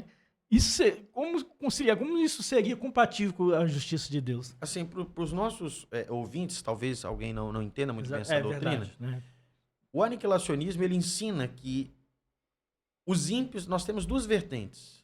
A primeira diz que os ímpios são exterminados logo após o juízo eterno. Uma outra vertente diz que os ímpios, eles padecem por certo tempo. Eu acho que essa era mais a visão de John Stott. E só então eles são aniquilados definitivamente, né? O ponto, isso aqui traz muitos problemas. Primeiro, a Bíblia fala de um inferno eterno. E aí nós temos um dilema exegético, inclusive. Porque a mesma palavra, a mesma construção que a Bíblia dá para o céu, do mesmo modo que a Bíblia fala do céu eterno, ela fala do inferno eterno. E qual a implicação aqui? É que se o céu for eterno, o inferno também é eterno. Porque é a mesma palavra, é o mesmo termo. Não é? E aqui entra um outro ponto, se o senhor me permite. À vontade. Um outro ponto que o pessoal levanta. Parece injusto. Porque vamos supor que o pecador ele vive 90 anos. Ele vive 90 anos pecando. Alguém diz assim, ele não deveria padecer apenas 90 anos. Não é injusto você pecar 90 anos e pagar eternamente? É uma outra questão boa. Eu realmente considero como uma boa questão. Só que essa questão é baseada também, de novo, numa ignorância de Deus, do pecador e principalmente do pecado. Você tem nojo de alguma coisa? O nosso ouvinte. Você tem repulsa de alguma coisa? Tem uma coisa que é repulsiva para você? Que te ofende diretamente? Isso é o pecado para Deus. O pecado é abominável para Deus. O que as pessoas não entendem é que o pecado, ele ofende um Deus que é eterno. É uma ofensa a um Deus eterno. E é por isso que a punição é eterna. O pecado é tão grave que um pecado, se você tivesse cometido só um pecado só em toda a sua vida, ainda assim você seria digno do inferno eterno. Porque o pecado é uma ofensa a Deus. Os puritanos, eles falavam muito sobre a malignidade do pecado. O quanto o pecado é terrível. Pior do que a ignorância, pior do que a desigualdade social é o pecado. O pecado é tão grave que Jesus veio à Terra para satisfazer a justiça de Deus por causa do pecado. Então, esse é o ponto. Vamos lá, pastor. Quem vai para o inferno? A gente tem, vamos entrar novamente ali no senso comum, né? A gente tem, quando eu digo, estou me referindo assim, à humanidade em geral, as pessoas em geral, né? A pessoa tem mania de fala, né, às vezes, vai para o inferno, fulano, né? E não tem muita noção da seriedade dessa expressão, né? Deus nos perdoe. Que Deus nos perdoe e também, né, que possamos não incorrer neste mesmo erro. E para isso também é importante nós sabermos quem é que está destinado ao inferno. É como nós colocamos, né? Todo filho de Adão tem uma cadeira cativa no inferno. Nós merecemos o inferno. Nós somos dignos do inferno. Uns meses atrás, eu conversando com a minha mãe, eu tentando convencer a minha mãe do meu merecimento. A mãe, ela tem algumas dificuldades psicológicas, mas eu estava conversando com ela justamente sobre o inferno. E eu perguntei para ela, mãe, a senhora acha que eu mereço o quê? Ela falou, meu filho, o céu. Né? Aí eu argumentei um pouco mais. E agora, mãe? Ela, o céu. Aí eu até contei uns podres meus para ela, umas falhas. Não, você é um anjo, meu filho. Um equívoco. Todo filho de Adão tem uma cadeira cativa no inferno. Agora, o maior problema do homem, em última instância, e aí o ouvinte tem que estar bem atento, porque aí pode parecer contraditório, mas o último problema do homem não é nem o pecado. Né? É a sua rebeldia. É a sua recusa em aceitar a providência divina em Cristo Jesus. O Senhor abriu uma porta maravilhosa. Ninguém precisa ir para o inferno. Ninguém precisa ir para o inferno. Por que não? Porque a porta da graça foi aberta. Olha que coisa impressionante. É aquele negócio que acontece em novembro, só que em extensões cósmicas. Como é que é o negócio de novembro? Black Friday. Né? Eu mereço o inferno, estou caminhando para o inferno, tem uma cadeira lá, mas de repente, né, a minha dívida, que eu não posso chamar de bilionária, trilionária, a minha dívida cósmica, infinita, ela foi paga por Cristo na cruz. Eu não preciso ir para o inferno. E não existe limite. Não tem uma cota. A arca de Noé salvou o quê? 7, 8 pessoas. Mas a arca que é Cristo é suficiente para todos. Só que o momento de decisão é agora, é hoje. Né? Na parábola do rico e Lázaro, o rico clama por misericórdia, e parece que ele faz 2 ou 3 petições, e ele não recebe uma resposta positiva para nenhuma delas. Porque a hora de se decidir, de mudar o seu destino eterno, é agora. E como é que eu faço isso? Como é que eu me livro do inferno? Cristo. É o esconderijo, é o abrigo. E quem vai para o inferno? Quem rejeita Cristo. O senhor falou e me remeteu aqui perfeitamente ao que o C.S. Lewis fala no livro dele, que ele diz assim, que no final dos tempos tem 2 tipos de pessoa. Né? Aqueles que olham para Deus e dizem, Deus, seja feita a sua vontade. Mas vai ter aqueles que Deus é que vai olhar para elas e vai falar, seja feita a sua vontade. Exatamente. Né? As pessoas já estão indo. Pensando por esse ponto de vista, na verdade, Deus permite que as pessoas continuem seu caminho. Exatamente. A justiça de Deus, a bondade de Deus, a soberania de Deus, ela não força ninguém ao seu caminho. Porque quando a gente pensa em soberania de Deus, a gente tem que pensar também na responsabilidade humana. Exatamente. Aí adentraríamos até num outro assunto aqui. Para outro podcast. Que aqui é assunto para mais de metro. Mas vamos lá. Falamos aqui sobre quem vai para o inferno. Mas o que as pessoas vão encontrar lá no inferno? O que é o inferno, afinal de contas, no que diz respeito ao que essas pessoas sofrerão no inferno, pastor. É outro assunto também que tem levantado muitos debates. Aos que dizem, por exemplo, o senhor já comentou aqui, que o inferno vai ser um local onde simplesmente vai ter a total ausência de Deus e isso gerará uma angústia. Já outros dizem que será o fogo literal, o sofrimento literal. O que a Bíblia nos diz a respeito disso? Existe um debate dentro da academia com relação a isso, e eu respeito muito esse debate. Eu vou citar alguns nomes aqui, vai ficar claro que não é uma questão de intelecto, de forma alguma. Nós temos duas escolas, pelo menos.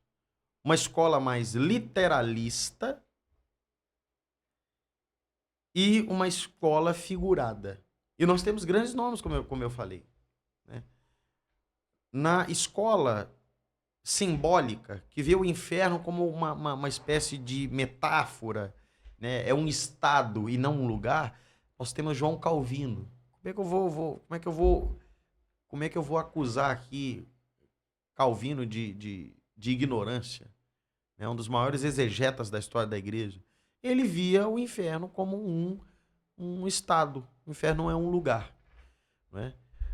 Segundo Calvino, são imagens que o Espírito Santo usa para nos conscientizar da terribilidade do destino dos ímpios. E nós temos também C.S. Lewis, que o irmão citou aqui já algumas vezes. É dessa escola mais simbólica. Agora, quando se trata da escola literalista, ou seja, que vê o inferno como um estado e também como um lugar, aí nós temos Jonathan Edwards, né? Que é um intelectual. Né? Então não é uma questão aqui de intelecto, porque nós temos pessoas brilhantes nas duas escolas. A grande questão é que quando Jesus vai falar sobre o inferno, ele fala do inferno como um lugar.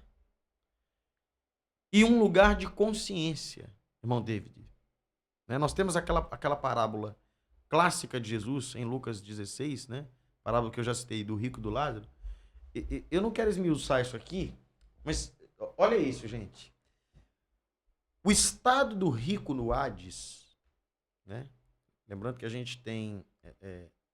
nós temos Sheol no Antigo Testamento, Hades no Novo e Geena. Então, Geena e tem o Tártaro também. E ainda tem esse. Né? Quando o rico está no Hades, o texto diz que ele se viu em tormentos. Tormentos no plural. Eu vou tentar não comentar esse texto, eu vou me ater só um elemento. Quando ele diz assim, pai Abraão, ordena que Lázaro molhe a ponta do seu dedo e me refresque a língua. Gente, olha o estado de miserabilidade desse homem. É uma parábola contada por Jesus sobre o inferno, e o estado desse homem no inferno, no Hades, ele é tão terrível que ele mendiga uma gota d'água. Ele que era rico, os papéis aqui foram invertidos, né?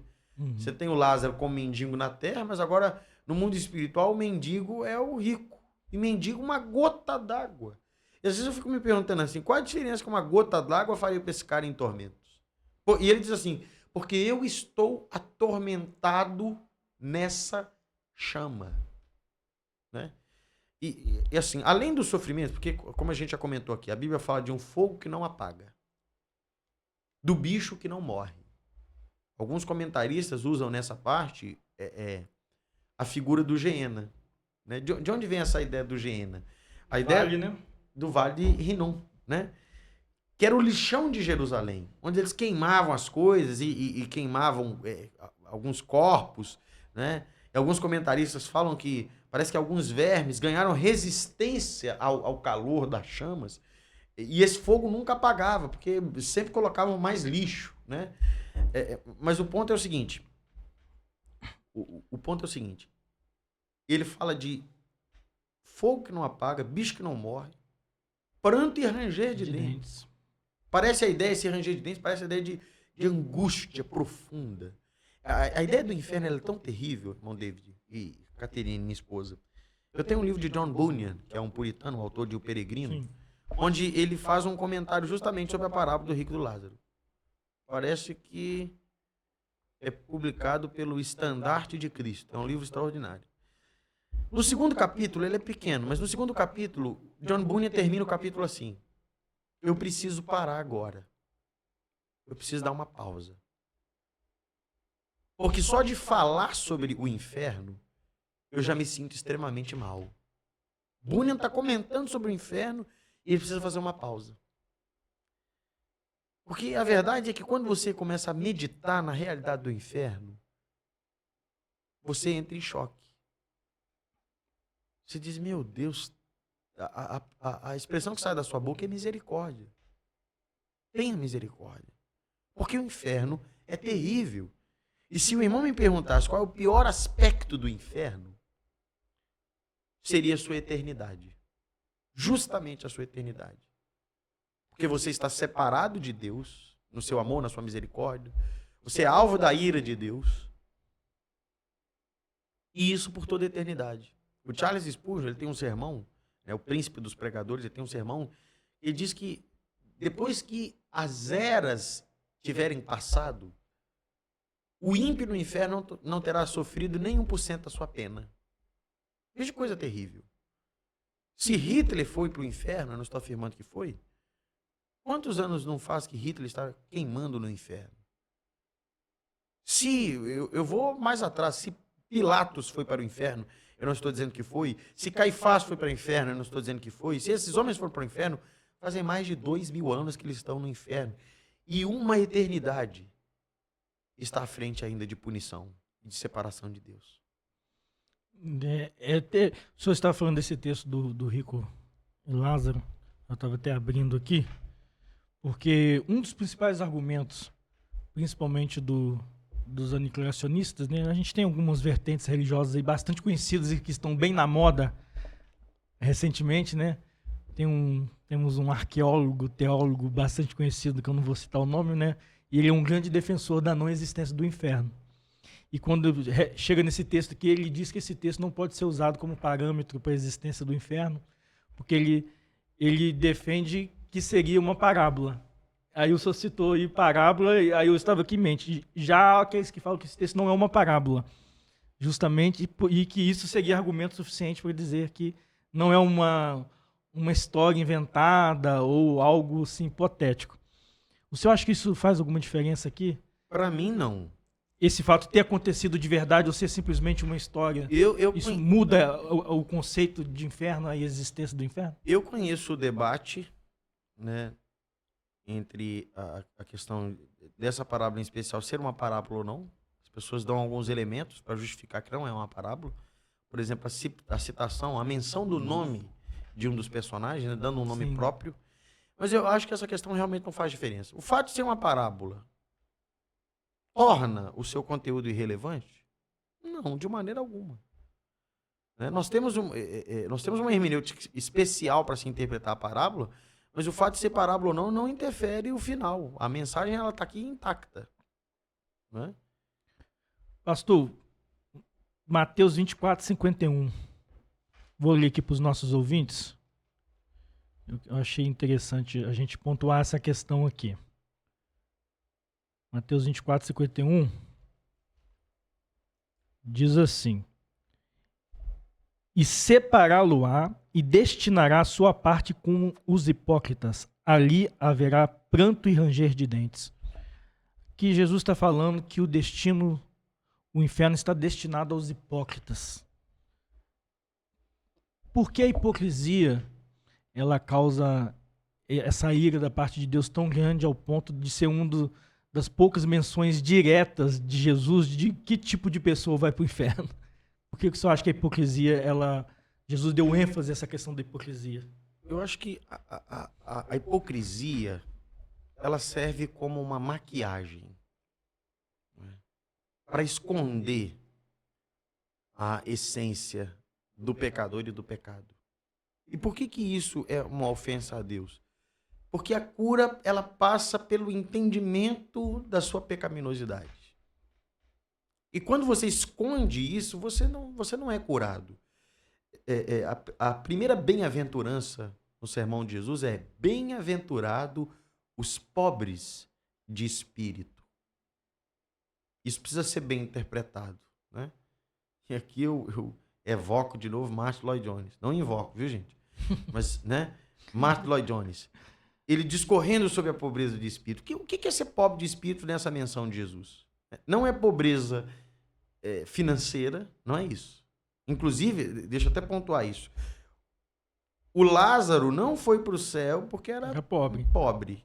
E nem o rico foi para o Hades porque era rico. Pontuemos isso.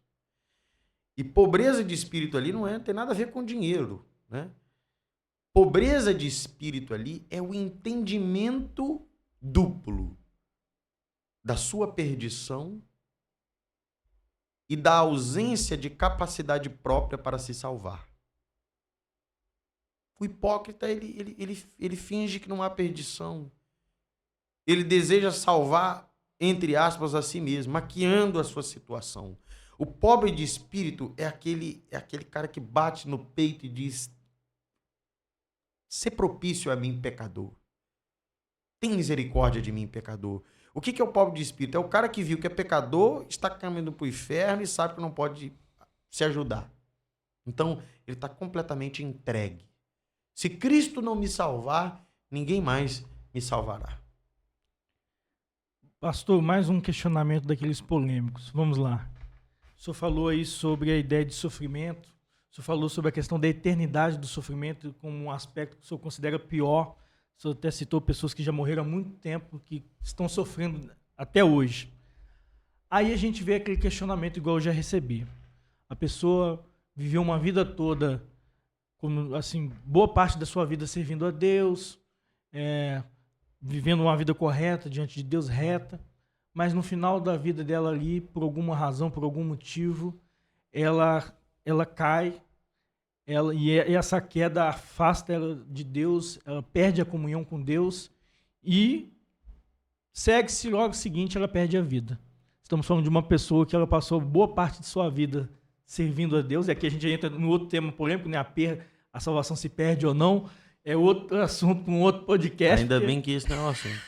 Mas você já pode dar uma pincelada nessa questão aí. A pessoa viveu a vida toda servindo a Deus, no final da sua vida, ela cai, perde a salvação, morre. Meu irmão, o sofrimento dessa pessoa vai ser igual ao de uma pessoa que pintou e bordou a vida toda? Ótimo. Primeiro, eu não subscrevo o entendimento reformado, calvinista, de uma vez salvo, salvo para sempre. Mas eu também tenho muita dificuldade com essa noção dessa facilidade de se perder a salvação que existe na nossa tradição pentecostal. O que eu estou dizendo? Eu estou dizendo que eu não acho tão fácil perder a salvação. Eu acho que é possível. A Bíblia fala de apostasia, nós temos isso em Hebreus, mas não é tão fácil como as pessoas pensam. Então, para mim, a maioria das pessoas que supostamente se desviaram, na verdade, nunca foram salvas. Esse é o primeiro ponto. Segundo, ninguém é salvo por obras. Essas pessoas estavam andando com Deus, estavam obedecendo a Deus, e elas não eram salvas por isso. Eu não sou salvo pela minha obediência. Eu sou salvo pela graça de Cristo. Então, esse tempo que supostamente eu passei caminhando com Cristo não me dava direito ao céu e não me dá agora o direito de reclamar absolutamente nada, né? Agora, o segundo ponto, que aí são dois assuntos, o senhor falou do sofrimento gradativo no inferno. Eu acredito nisso, com base em Mateus capítulo 21, o pessoal pode ler, estudar, Mateus capítulo 21. Em Lucas 10, 14, ali Jesus falou também de Berezim, de Corazim, Betsaida. Porque Deus é justo, né? O irmão é do direito, eu não sei qual área que você atua no direito, mas mesmo na nossa sociedade, né, que não é lá aquelas coisas, né, nós não punimos um ladrão de galinha como nós punimos um assassino. E Deus é extremamente justo. Embora um pecado seja suficiente para condenar alguém eternamente, nós temos essa noção da punição conforme as obras de cada pessoa. Vamos lá, pastor. Outro assunto polêmico aqui, a gente já está caminhando quase para o nosso final, mas a gente não pode deixar de abordar essa questão, porque eu vejo no dia a dia, o senhor certamente já viu isso também na prática pastoral do senhor, no dia a dia, onde o senhor visita para pregar. Eu vejo uma ansiedade nos irmãos, principalmente até mesmo nos irmãos salvos, sobre qual a consciência que eles terão por exemplo, estando no céu, acerca do que está acontecendo com essas pessoas lá no inferno e também um grau de consciência daqueles que estarão no inferno em relação aos que foram salvos. O que o senhor tem a nos dizer sobre isso? Eu fico muito feliz da gente terminar o nosso podcast justamente nesse tópico. Eu citei aqui os saduceus e o seu entendimento equivocado, não baseado na escritura, mas baseado numa percepção humana. Né? Eu espero que os nossos ouvintes se lembrem lá da história que eles bolaram para Jesus. A mulher se casa, o marido morre, aí casa com outro, morre também, e vai morrendo gente, a mulher vai ficando até que ela morre. Aí eles perguntam, ela vai ser mulher de quem lá? São noções humanas aplicadas ao mundo espiritual, à eternidade. Né? E é justamente aqui que está o equívoco. Tem gente que questiona assim, será que eu vou me lembrar? Será que nós vamos nos lembrar das pessoas, da vida na terra, no céu? E se nós nos lembrarmos, nós não sofreremos? Não. Eu não acredito numa lavagem da memória antes de entrar no céu. Por questões teológicas e filosóficas. A Bíblia fala de retribuição, de recompensa. E para receber uma recompensa, precisa ser eu. Porque senão não é recompensa. E como é que eu defino eu? Como é que eu defino a pessoalidade de alguém? O que torna alguém alguém? É a aparência? Não. Me parece que daqui a alguns anos nós vamos ter robô com cara de gente. E um robô pode ter a sua fisionomia. É você? Não. Porque não é isso que define a pessoalidade. O que define a pessoalidade? O todo. Né? Há um lugar para o corpo na redenção, mas é mais do que isso. A mente, a consciência. Isso sou eu. Se eu passo por uma lavagem da mente, não sou eu mais. A Escritura diz que o Senhor limpará dos nossos olhos toda lágrima. Agora imagina você chorando sem saber por quê e Jesus enxugando suas lágrimas. Você, ai meu Deus, por que eu estou chorando? Na verdade, o que eu creio é que não só o nosso corpo passará por uma glorificação, mas também a nossa mente será glorificada. Como é que eu ilustro isso? Nós, em certo sentido, vivemos no mesmo mundo em que nós nascemos. E nós fomos criados. Sim ou não? Sim. Né? O senhor está em outra cidade, né? Mas nós vivemos no mesmo mundo. Esse é o mesmo planeta Terra. Não é? O que muda são as pessoas, são as estruturas, mas é o mesmo mundo. E é preciso entender isso. Quando a gente é menino, a sombra de uma árvore balançando pelo vento, né, na janela do quarto da gente, parecia um bicho. Aí é uma garra. Me pegou. Não é isso, irmão David? Não é isso, irmã Caterina? É. Né? E aí a gente cresce. E aí a gente descobre que aquilo, na verdade, era só aquele mesmo. O galho de uma árvore. O mundo mudou? Não. A árvore mudou? Não. A janela? Não. O que mudou foi a sua percepção, a sua mentalidade. Na glória eterna, nossa mente será glorificada e nós perceberemos a história, o mundo e tudo o que nos aconteceu de forma diferente. A nossa consciência será glorificada e aquilo não vai nos causar dor. Pelo contrário, tudo que nós passamos na terra, de sofrimento e de dor, servirá de combustível para que Deus seja glorificado. Né? E aí tem gente que faz a pergunta assim, mas e se eu... E meu parente, se eu tiver um parente no inferno, será que eu não vou ficar triste no céu? É claro que não. E essa talvez é a parte mais chocante do nosso podcast. Claro que não. Por causa dessa consciência glorificada. Deus será glorificado tanto na salvação dos justos, entre aspas, dos crentes, como na condenação dos ímpios. Alguém diz assim, mas como é que Deus vai ser glorificado na condenação dos ímpios? Deus será glorificado na salvação dos crentes por causa da sua graça. Nós glorificaremos por toda eternidade a Deus por causa da sua graça. Quando nós vermos a condenação dos ímpios, nós louvaremos a Deus pela sua misericórdia, porque aquele seria o nosso destino. Mas Deus também será glorificado na condenação dos ímpios pela sua justiça. Como eu já disse, não tem um inocente no inferno. A justiça de Deus terá sido cumprida. Quando a gente vê um criminoso atrás das graças, como é que a gente fica? Tem gente que, não sei, né? Mas uma pessoa decente, ela se alegra. A justiça foi feita. E essa será a nossa percepção. É uma coisa tremenda. O Novo Testamento, Paulo, ele diz que os santos hão de julgar o mundo. Exatamente. Inclusive, isso é um texto que muitos se esquecem dele, né? Como é negligenciado esse texto?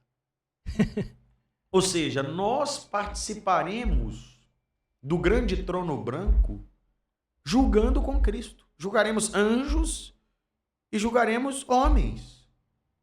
Agora, será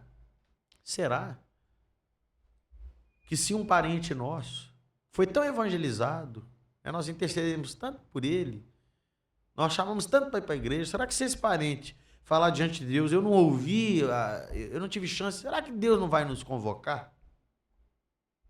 Eu acho que Deus vai nos convocar. E nós vamos julgar essas pessoas. E é interessante isso porque o amor que nós sentimos por Deus, ele será pleno. O Jonathan Edwards, que eu já citei, ele fala do céu como amor puro. Nós transbordaremos no amor de Deus. Então, nós nos amaremos mutuamente, né? Acho que nós não temos filho, o senhor também não, né? Não. Pois é. Não. Mas o que parece é que no céu essas relações familiares são desnecessárias. E um pai será capaz de amar os seus irmãos em Cristo assim como ama seus filhos.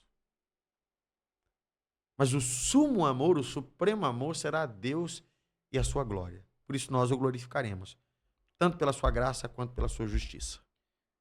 Pastor, agora a gente finalizar, a gente tem falado aqui de um assunto, como o senhor disse, que não deve ser visto de uma maneira como muitos têm visto aí, né, em tom de brincadeira, sem levar a sério, né, a responsabilidade, o grau de tristeza que é a gente saber que uma pessoa vai para o inferno. Mas a beleza da palavra de Deus, a beleza do evangelho, é que nós sabemos que Deus, ele preparou um plano para que essas pessoas não vão para o inferno. Um plano perfeito, né? O plano perfeito. Como diria Renascer para isso. Então, eu faço essa pergunta para o senhor, eu faço essa pergunta para a irmã Caterine, e eu quero que vocês deixem aqui uma mensagem final para os nossos ouvintes de qual a solução, qual a resposta de Deus, qual o plano de Deus que nos permite ter a esperança de saber que ainda não está perdida a vida dessas pessoas que hoje, ao que tudo indica, iriam para o inferno. Qual a palavra de esperança, o que a Bíblia nos diz, que nos garante que há uma chance desse quadro ser mudado na vida dessas pessoas. O senhor pode começar e depois a irmã Caterine pode terminar também. Ok. Irmãos, como a gente falou, irmão, recapitulou. Nós falamos desse assunto com temor e tremor. E não como superiores, mas como aqueles que foram alcançados pela graça. Diante da realidade do inferno, né, para concluir aqui a minha participação, eu penso que duas ações devem surgir disso, emergir disso. Primeiro, o louvor. Louvor a Deus pela sua graça, porque nós não merecíamos. Eu acho que todo crente, quando está rumando para o culto, rumando meio de rumo, né, indo para o culto, ele precisa se lembrar do grande livramento que ele recebeu. Nós não temos tudo o que nós queremos. Nós não somos tudo que nós desejamos ser. Mas a verdade é que nós somos alcançados por uma graça maravilhosa. A dívida foi paga. Se a trombeta soar agora, nós estamos com o Senhor na glória. A gente precisa lembrar disso. Nosso culto não pode ser indiferente. A gente não pode ficar lá pensando na janta depois, né? Tem que ter uma entrega, porque grande foi a misericórdia.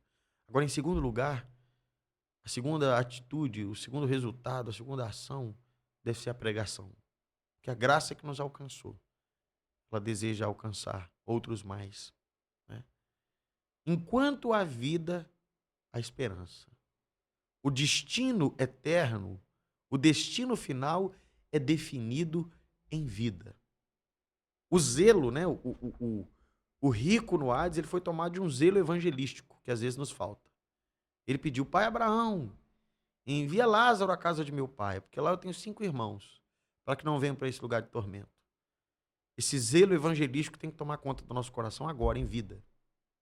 Eu acho que, me perdoe aqui pela figura, mas eu acho que se os condenados ao inferno pudessem subir ao mundo hoje, e eles tivessem a oportunidade de uma fala, eu acredito que eles diriam aos crentes, à igreja: pregue, pregue, pregue, pregue. Nós temos a mensagem que pode mudar o destino eterno dessas almas. E aí a mensagem é Cristo Jesus. Muito obrigado. Irmã Caterina. Como o Marcos falou, né? A nossa esperança é Jesus. Quando eu sentei aqui, eu lembrei de um trecho do livro do Leonardo Ravenhill, que ele conta de um homem que estava no Corredor da morte. no corredor da morte. E aí tinha um capelão, né, que era responsável de acompanhar o condenado até a execução. E ele acompanhava, palavras de consolo, né? e ele dava as palavras de consolo, pregava para o condenado até chegar na sala da execução.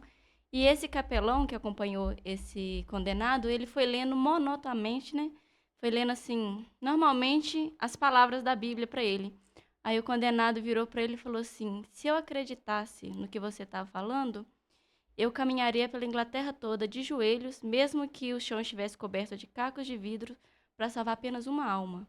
Então a gente tem que falar desse assunto, mas a gente tem que falar também com muita graça, muita unção, porque é a esperança, né, dos que estão perdidos. E hoje eu vejo muito, a gente está se perdendo muito, a gente não está tendo tempo de meditar na nossa eternidade. Eu tenho visto, assim, eu falo que uma neutralização da imagem de Deus em nós.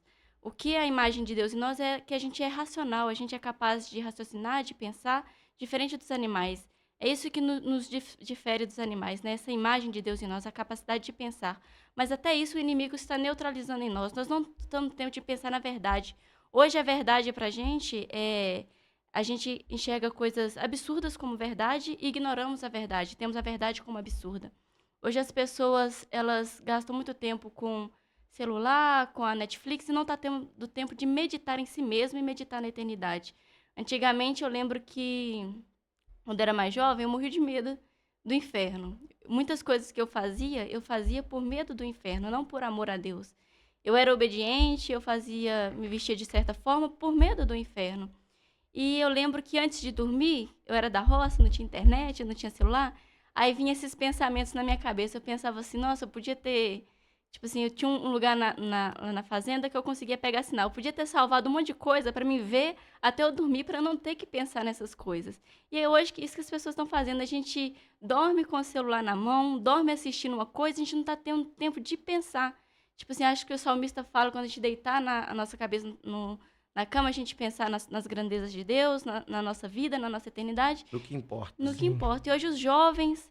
os adultos, Mente cheia. Os senhores não estão tendo tempo de pensar na eternidade, naquilo que importa. Então, esse assunto que a gente tratou hoje é bem pesado, mas é de suma importância, que a gente possa falar mais dele com graça, com unção, porque Jesus é a esperança. Jesus já nos deu um caminho para que a gente não fosse condenado ao inferno. Glória a Deus. Glória a Deus, né? E a gente finaliza esse podcast com essa mensagem, né? A irmã foi falando aqui, por isso que a gente tenta terminar, mas ela vai falando, foi me lembrando aqui, se bobear a gente vai esticando. Ela só falou da questão, né, das pessoas estarem com foco nas coisas erradas, né? E isso que tem levado muitas pessoas para o inferno. Perdem muito tempo com aquilo que não traz proveito nenhum. E a gente falou aqui muito de alvo, né? E tem uma canção que eu não gosto muito da letra dela. Ela fala assim, meu alvo é o céu. Eu não acho isso certo. Talvez, não sei se o pastor vai concordar ou vai discordar de mim. Eu penso assim, o nosso alvo deve ser Cristo. Amém. Né? Porque senão cria aquela ideia de que nós estamos fazendo algo para fugir do inferno. E não, muito pelo contrário, nós estamos fazendo algo para nos tornarmos o mais próximo de Cristo possível. Amém. O céu é Cristo, deveria ser Cristo, né? O céu deve nos remeter a Cristo, né? E não a ideia de que lá não vai ter sofrimento e de que as coisas serão melhores do que no inferno. Né? Então, quero deixar aqui só um versículo final, que lá em 2 Pedro 3,9, o Senhor não retarda a sua promessa, ainda que alguns a tenham por tardia, mas é longânimo para conosco, não querendo que alguns se percam, senão que todos venham a arrepender-se. Amém. Né? Pedro deixa claro, a vontade de Deus é que todos se salvem, todos venham ser alcançados por essa graça, e essa graça, como já foi falado pelo nosso pastor, ela é suficiente para todos, né? Então, Deus abençoe a vida do senhor, pastor. Amém. Irmã Caterine, muito obrigado por ter atendido o nosso convite, né? Hoje foi o nosso primeiro episódio.